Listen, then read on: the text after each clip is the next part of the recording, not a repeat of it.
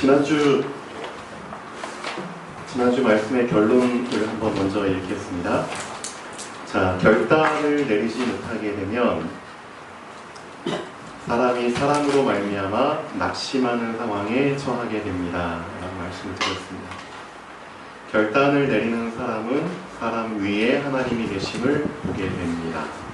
하나님이 주시는 결단은 하나님의 계획의 흐름 속에 들어오게 하는 결단입니다. 이 결단을 붙잡지 못하면 하나님의 계획은 다른 사람들을 통해 이루어지지만 나는 흐름을 타지 못하고 방황하게 됩니다. 자, 지난주 말씀과 이어서 오늘 또 말씀을 전하겠습니다.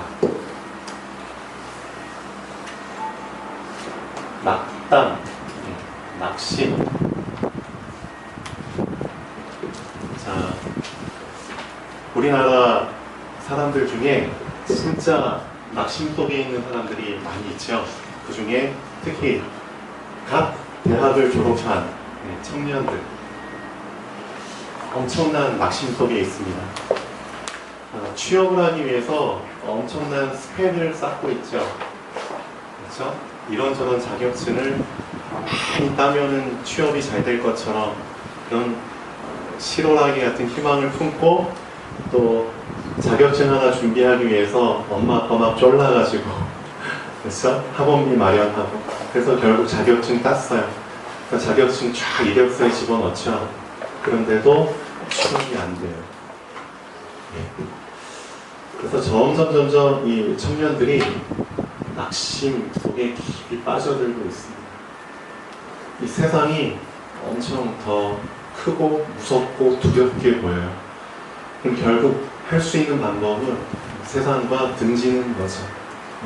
세상이 더 무섭게 보이기 때문에 난 이길 힘이 없어. 그럼 그냥 나는 방에만 처박혀 있자. 그래서 방문을 딱 걸어 잠그고 밖에 안 나오는 그런 젊은이들이 점점 늘어나고 있습니다. 일본의 문화를 그대로 우리나라가 이제 따라가고 있죠. 은둔형 외톨이라는 말 들어보셨나요? 히키코모리라고 하나요? 젊은이들이 진짜 한참 꽃피어야 될 젊은이들이 낙심 속에, 낙담 속에 있습니다. 젊은이들 뿐만이 아니죠. 그렇죠?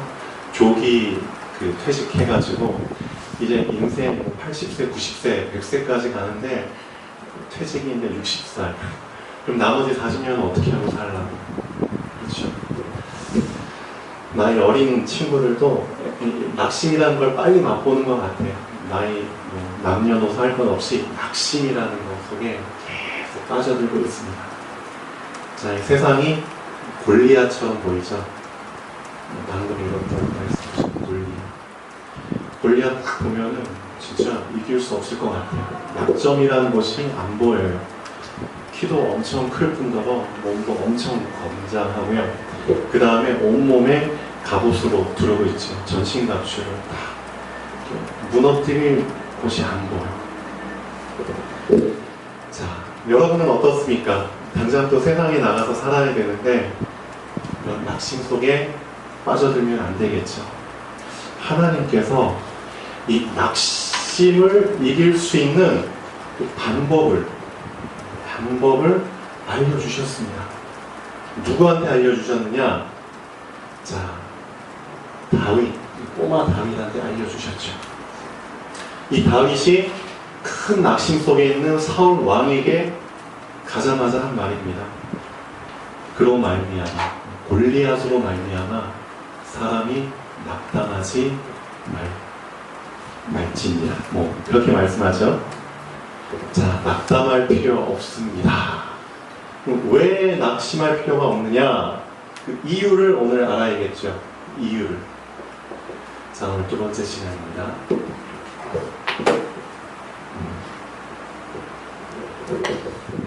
우선 믿음에 대해서 좀 말씀을 드리겠습니다. 믿음. 자, 믿음이 두 종류가 있습니다. 두 종류. 자, 여러분은 어떤 믿음인지 한번 잘 점검을 해보시면 좋겠습니다. 믿음은 믿음인데, 자, 분리된 믿음이 있고요. 믿음은 믿음인데 연결된 믿음이 있습니다.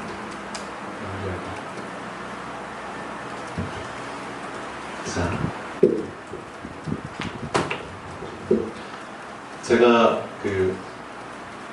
얼마 전에 저희 집에 이제 형광등이 이제 다 나가가지고 불이 안 켜지더라고요. 그래가지고 이마트에 가서 형광등을 샀어요. 형광등을 사가지고 왔는데 껴보니까 규격이 안 맞아. 규격이 안 맞아가지고 이걸 어떻게 했느냐, 그냥 지금까지 집에 모셔놓고 있습니다. 여러분은 이런 경험 있으시죠? 예. 분명히 형광등 불을 켜기 위한 목적인데 그냥 집에 모셔놓고 있습니다. 자, 믿음도 마찬가지입니다. 우리가 하나님을 믿고 있는데 많은 사람들이 그냥 그 믿음을 보관만 하고 있는 믿음입니다. 실제 사용을 해야 되는데 사용하지 않고 그냥 보관만 하는 믿음. 예. 저희가 이사를 참 많이 다녔어요. 제가 태어나서 이사 다닌 횟수만 해도 몇십 번 되는 것 같아요. 태어나기 전에도 저희 아버지가 이제 직업군이시기 때문에 또 저희 형제들은 다 출생지가 도마다 달라요. 저는 이제 경기도, 또 누구는 강원도, 경상도, 전라도 이렇게 고향이 다 달라요. 출생지가. 이사를 이제 많이 다니는데 중요한 거는 갈수록 이삿짐이 늘어나는 거예요. 처음에는 이제 1톤 트럭, 1.5톤 트럭에 짐이 다 실려졌는데 어느 날 이사를 가게 됐는데 점점 그걸로는 안 돼. 트럭이 점점 커져. 5톤 트럭 하다가 뭐 그렇게 점점 커지게 돼요. 그러니까 저희 엄마는 이사 다니는 것도 고달픈데 제발 이삿짐 좀 줄이면 좋겠다. 근데 왜 이삿짐이 안 줄어드느냐? 저희 아버지가 되게 이제 뭔가 짐 같은 거 물건들을 하나 집에 들여놓잖아요. 그러면은 그걸 쓸모가 없어도 버리질 않으세요. 이제 그런 성격의 사람들이 있는 것 같아요. 그러니까 버리기는 아깝고 그렇다면 쓸 수는 없고, 그러니까 그런 것들을 보관해야 되니까 점점 집을 구해도 충분히 지금 이제 저희 아버지하고 어머니와 저희 형이 사는데 셋이서 살면 뭐 방 2칸이면 충분하잖아요. 근데 이제 또 조만간 이사를 가셔야 돼요. 근데 방 2칸짜리를 구할 수가 없어요. 왜냐? 짐이 많으니까. 최소한 방 3칸짜리 구해요. 자, 그런 것처럼 믿음. 분명히 하나님이 우리한테 믿음이라는 걸 주셨는데 어떤 사람은 그걸 보관만 하고 있다는 거죠. 보관. 자, 근데 어떤 사람은 실제 그것을 사용한다는 거죠. 보관만 하는 사람은 믿음의 모양은 있어요. 저 사람 믿는 것처럼 보여요. 모양은 있는데 믿음의 능력은 없어요. 그렇죠? 껍데기는 믿는 것처럼 보이는데 실제 알맹이를 들여다보면은 아무것도 없어요. 자, 제가 얼마 전에 주아랑 같이 홈플러스에서 신발을 샀습니다. 나이키 신발.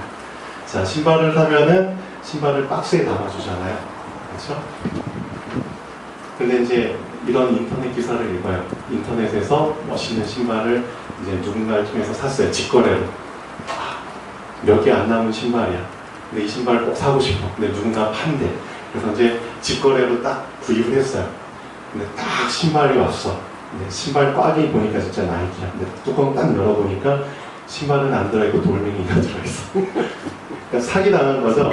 그런 사기가 종종 일어나요. 껍데기는 진짜 믿음이에요. 근데 안을 보면은 아무것도 없어요. 자, 근데 연결된 믿음의 사람이 있거든요.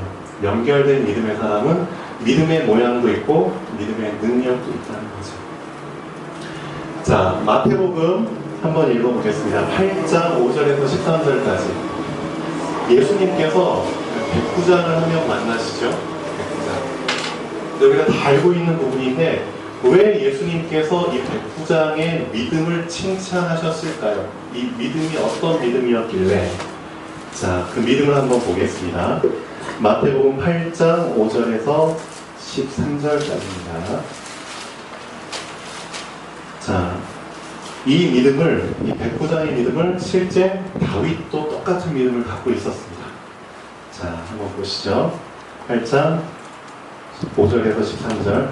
예수께서 가버나움에 들어가시니 한 백부장이 나와 간구하여 이르되 주여 내 하인이 중풍병으로 집에 누워 몹시 괴로워하나이다.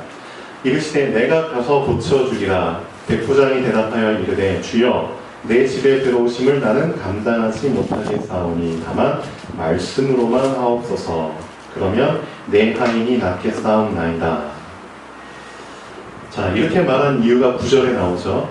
나도 남의 수하에 있는 사람이요 내 아래에도 군사가 있으니 이더러 가라 하면 가고 저더러 오라 하면 오고 내 종더러 이것을 하라 하면 하나이다. 예수께서 들으시고 놀랍게 여겨 따르는 자들에게 이르시되 내가 진실로 너희에게 이르노니 이스라엘 중 아무에게서도 이만한 믿음을 보지 못하였노라. 우선 여기까지 읽겠습니다.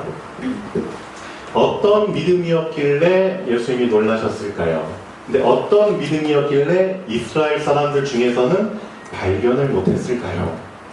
그 믿음을 우리가 오늘 붙잡아야 될 것 같습니다. 한마디로 말하면 백부장의 믿음은 연결된 믿음이었다. 뭐하고 연결시켰죠? 분명히 백부장은 하나님을 믿고 있습니다. 맞죠? 하나님과 나. 그런데 나는 뭘 하고 있죠? 나는 생활을 해야 되잖아요. 나는 삶을 살아야 되잖아요. 생활하면서 삶을 살면서 여러 가지 문제들에 부딪히게 되죠. 여러 가지 사건들에 부딪히게 됩니다. 여러 가지 경험들을 하게 됩니다. 그렇죠? 근데 중요한 거는 이 백부장이라는 사람은 자신의 삶 속에서 일어나는 것들을 믿음과 결부시켰다는 겁니다. 믿음과 연결시켰다는 겁니다. 그게 포인트입니다. 그렇죠? 분명히 나도 남의 수하에 있는 사람인데, 그렇죠? 그 나의 그 지휘관이 나에게 명령하면 난 그대로 따릅니다. 그리고 나도 부하가 있는데 그 부하한테 명령하면 그 부하도 그대로 따릅니다. 그리고 나는 예수님을, 그렇죠, 나의 주인으로 지금 생각을 하고 있습니다. 당신이 명령을 하시면 그대로 될 거라는 걸 나는 뭘 통해서 압니다?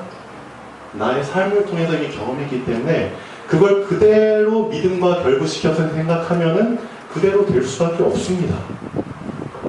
결부시키는 믿음. 그 믿음이 없다는 겁니다. 이스라엘 사람들에게. 많은 크리스찬들에게도 그 연결되는 믿음, 나의 삶과, 그렇죠, 나의 삶 속에 많은 부분들을 경험하잖아요.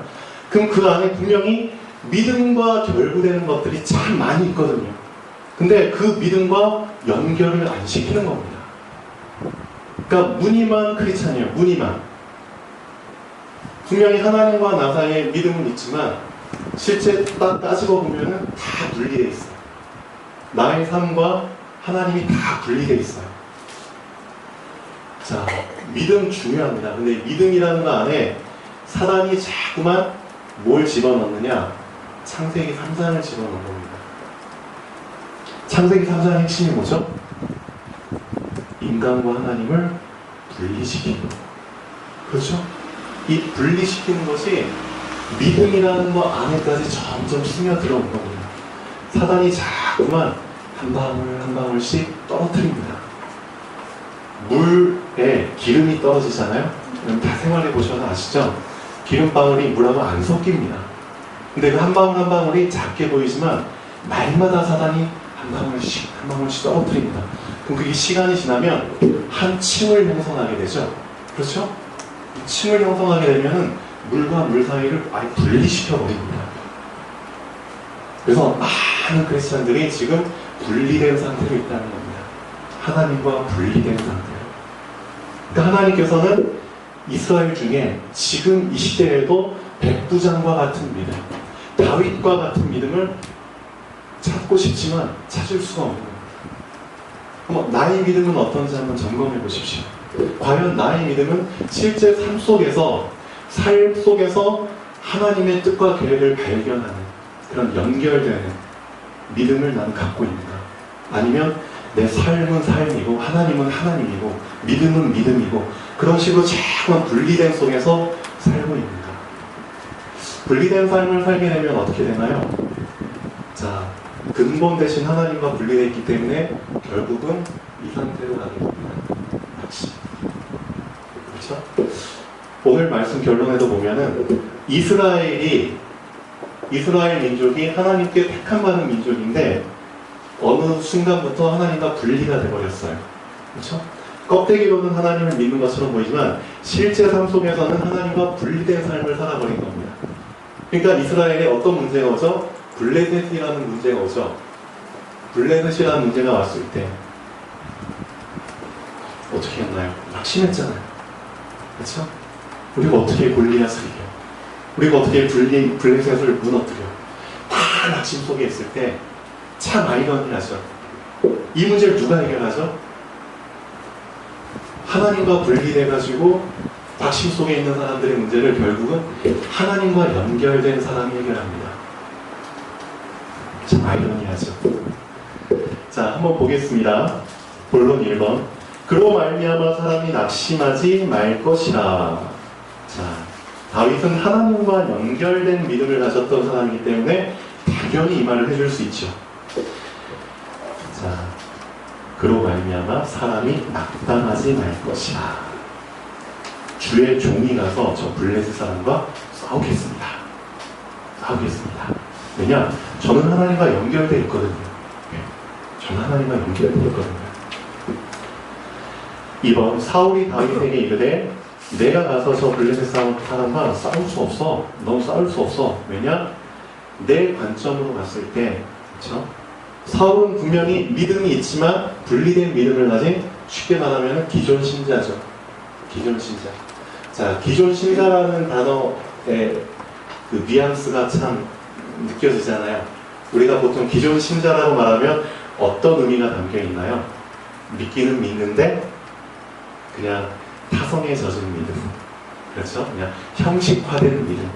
실제 믿음의 능력은 없는 그런 의미가 기존 신자라는 말 안에 좀 많이 포함되어 있죠. 그러니까 사울도 어떻게 보면 기존 신자적인 사람입니다. 그러니까 실제 믿음의 능력이라는 걸 경험을 못했기 때문에 그런 상태에서 세상을 보니까, 골리앗을 보니까 그게 그냥 현실로 그대로 보이는 거죠. 골리앗은 어렸을 때부터 용사였어. 어렸을 때부터. 싸움에 완전히 그냥 베테랑이야. 그리고 지금 봐봐. 얼마나 덩치도 크고 약점이 안 보여. 그렇게 말하는 겁니다. 그리고 그 눈으로 봤을 때 넌 어떠니? 넌 소년이야. 넌 소년이야. 내세울 게 아무것도 없어. 자, 분리된 믿음을 갖고 있는 사람은 결국 어떤 눈으로 보느냐? 세상의 눈과 똑같은 눈으로 보게 됩니다. 세상 관점과 똑같은 관점. 그렇죠? 자, 그런데 3번. 그런 사울에게 다윗이 얘기를 합니다.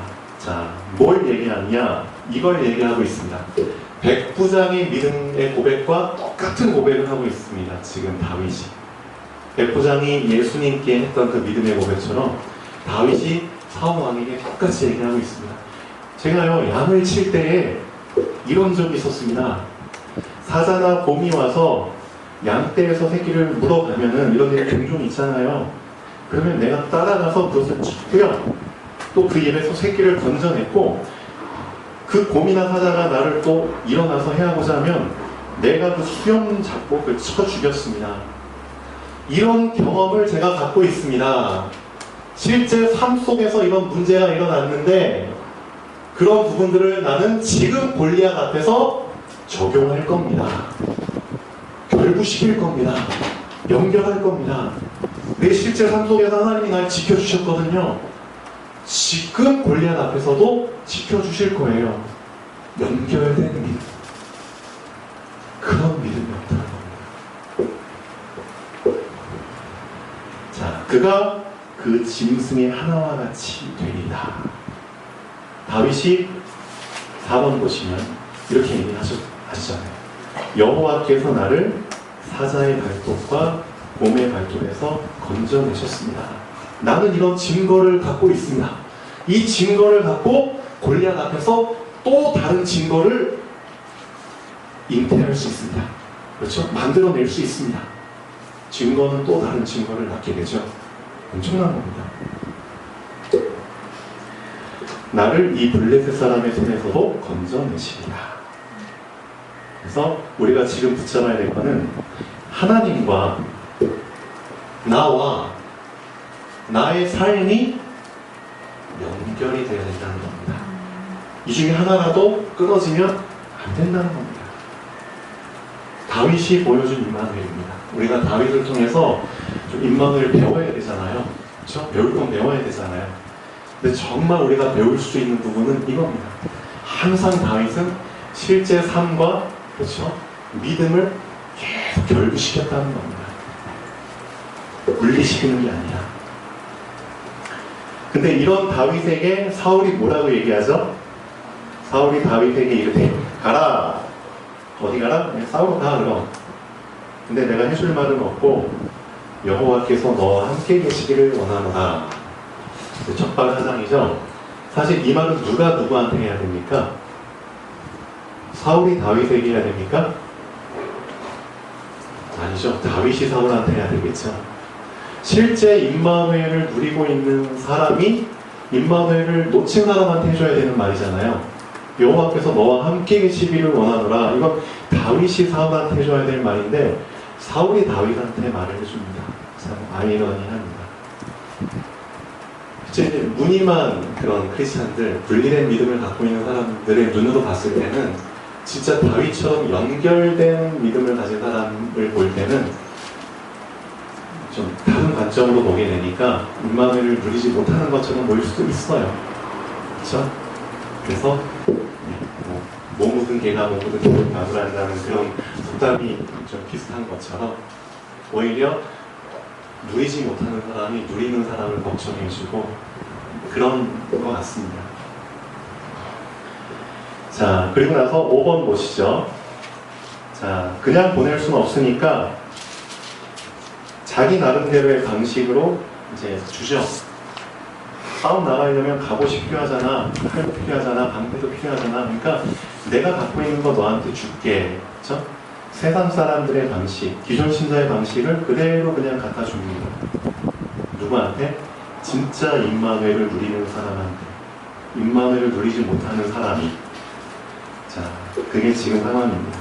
노초구를 그의 머리에 씌우고 또 그에게 갑옷을 입히매 다윗이 칼을 군복 위에 차고는 자, 중요한 말 나오죠. 익숙하지 못한 것. 이겁니다. 실제 임마누엘을 누리는 사람은 자기만의 방식이 있습니다. 그래서 세상의 방식 고수할 필요 전혀 없습니다. 세상은 세상이고요. 다윗처럼 나만의 방식, 그렇죠? 나만의 임마누엘을 누리는 방식. 그것을 전문화시키면 됩니다. 내 걸로. 다 내 몸에 맞게 만들면 됩니다. 그렇죠? 네, 많은 사람들이 그런 걸 모르기 때문에 자꾸만 세상 방식을 강요하죠. 거기에 영향받을 필요 전혀 없습니다. 참고는 하되 그걸 동경할 필요 전혀 없습니다. 맞죠? 사울에게 말하되 뭐라고 말하죠? 익숙하지 않습니다. 성인은 고마운데 익숙하지 않으니까 이것을 입고 가지 못하겠습니다. 이거 그냥 내려놓을게요. 곧 벗고 자기 자신의 방식을 갖고 나가죠. 어떤 방식이죠? 손에 막대기를 가지고 시내에서 매끄러운 돌 5을 골라서 자기 모자에 재고 주머니에 넣고 손에 물매를 가지고 누구한테로? 블레셋. 그렇죠? 세상 앞에 다 나갑니다. 나만의 임마누엘을 붙잡고 세상 앞에 나갑니다. 왜 그게 가능했느냐? 이거죠. 연결된 믿음.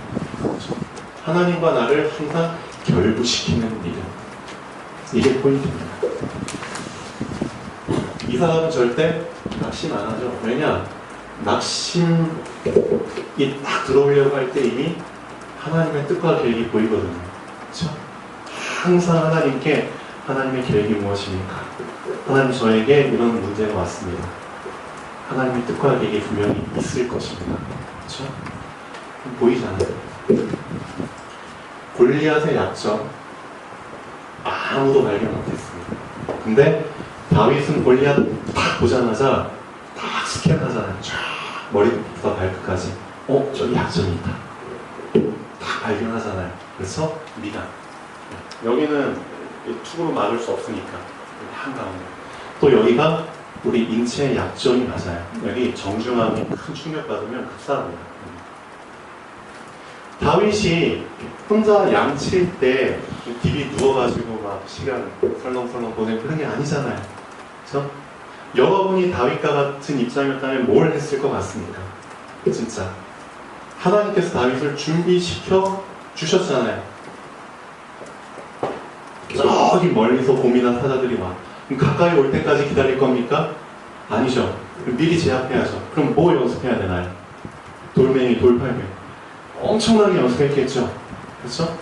저기 나무, 어떤 표적 같은 거 딱 정해가지고 이번엔 100m 옆 앞에서, 이번엔 200m 뒤에서 계속 연습했을 것 같아요. 다윗의 고백. 제가 양 한 마리도 잃어버리지 않았습니다. 엄청난 거죠?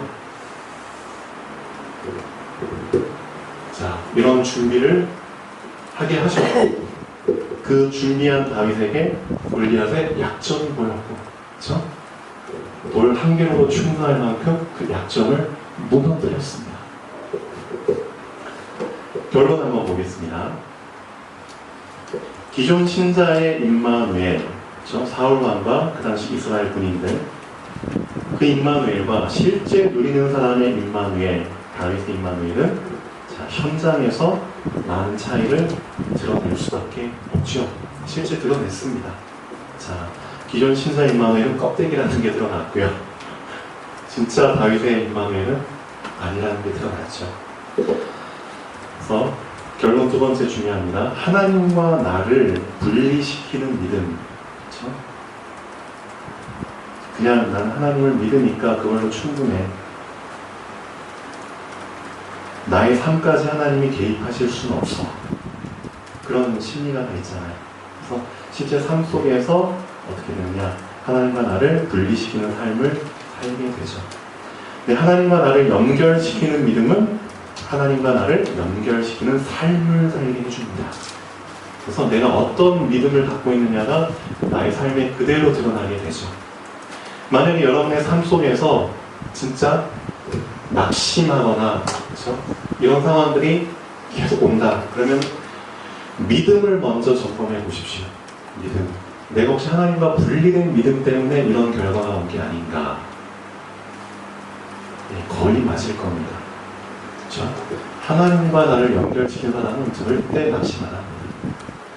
그 상황 속에서도 분명히 하나님이 약점을 알려주시거든요. 그렇죠? 그 약점을 무너뜨릴 수 있는 준비를 시켜주셨거든요. 하나님과 나를 분리시켜서 살다 온 문제들을, 그렇죠? 많은 문제들이 우리 주변에 오죠. 결국은 누가 해결하느냐? 하나님과 나를 연결시켜서 사는 사람이 해결하게 됩니다. 자, 여러분은 어떤 사람에게 속하길 원합니까? 하나님과 나를 분리시켜서 살다 문제가 오는 사람 속에 속하길 원합니까? 아니면은 그 문제를 해결해주는 사람에게 속하길 원하십니까? 자, 이 두 믿음 중에서 하나를 선택을 하셔야겠죠. 기도하겠습니다.